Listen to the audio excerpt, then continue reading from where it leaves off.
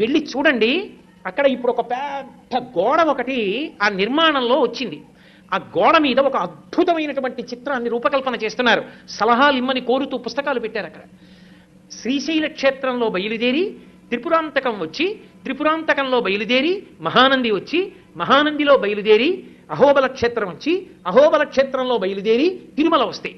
ఈ మధ్యలో ఉన్నటువంటి కొండలు పరమ పావనమయ్యా నంది మండలము అది ఎలా ఉంటుందో ఒక ఊహాచిత్రంగా ఊహిస్తే, ఆ కొండల మధ్యలోంచి ఎన్నో కొండలు, ఇన్ని కొండల మధ్యలో ఉన్నటువంటి ఈ క్షేత్రములను, కొండ మీద ఉన్న క్షేత్రాలకి ఉన్న మార్గం ఒక పెద్ద పాము మిలికలతో పడుకున్నట్టుంటుంది.